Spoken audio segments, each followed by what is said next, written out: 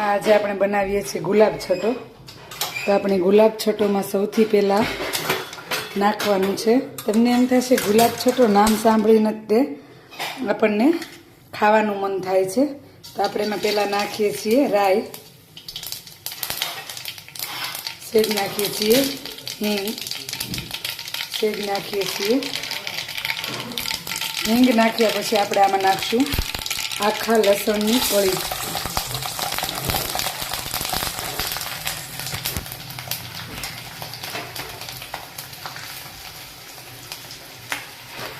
આખા લસણની કળી આપણે આમાં એડ કર્યા પછી જો આવી રીતે લાલ તળાઈ જાય પછી નાખવાની છે ડુંગળી.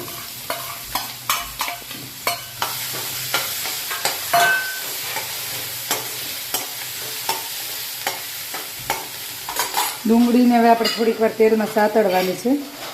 બરાબર તેલમાં ચડી જાય એટલે આપણે થોડુંક ચપટી કે મીઠું નાખી દઈશું. બાકી તો આપણી રોટલી જે બનાવેલી હોય અથવા ભાખરી હોય એમાં મીઠું તો થોડુંક આપણે એડ કરેલું જોઈએ, એટલે બહુ ઝાઝું મીઠું આપણે નહીં લઈએ. હવે આપણે ગુલાબ છટો બનાવવા માટે આમાં 1 ચમચી હળદર, 2 ચમચી ધાણા જીરું અને 2 થી 3 ચમચી લાલ મરચું પાવડર.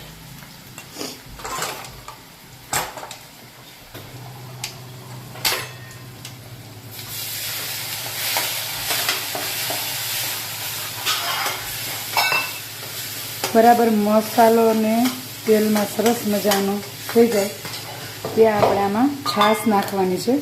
એટલે આપણે એમાં સામી થોડીક ખાંડ નાખીશું. ખાટું મીઠું શાક બનાવવાનું છે રોટલીનું.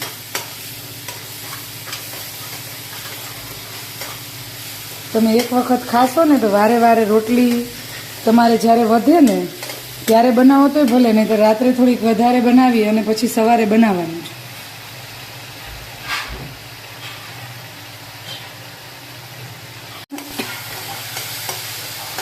હવે આપણે બરાબર તેલમાં બધું સતરાઈ ગયું છે. હવે આપણે એમાં ઉમેરીશું છાશ. જો છાશ આપણે મજાની રગડા જેવી સરસ લીધી છે. હવે હમણાં છાશ ઉકળી જશે પછી આમાં આપણે રોટલી છે એને આવી રીતે કરી નાખી છે બધી ઝીણા ઝીણા પીસીસ. તો આપણે હમણાં એને રોટલીને એડ કરી દઈશું, પણ બરાબર આ ઉકળી જાય પછી એડ કરશું. અને હવે આપણે એમાં આ રોટલીને એડ કરીશું. હજી 10 થી 15 મિનિટ લાગશે અને ઉકળતા. પણ સરસ મજાનું એવું રોટલીનું શાક ખાટું મીઠું આપણું હમણાં આપણે સર્વ કરીશું. આની અંદર કાચું શીંગ તેલ 1/2 ચમચી કે ચમચી તમને જેટલું ફાવતું હોય એટલું તમે એડ કરો ઉપરથી તો બહુ સરસ સ્વાદિષ્ટ અને ટેસ્ટફુલ લાગે છે. આને આપણે કહેવાય, બધા કહે છે ગુલાબ છટો. આમ ગુજરાતી દેશી ભાષામાં કહો તો વઘારેલી રોટલી.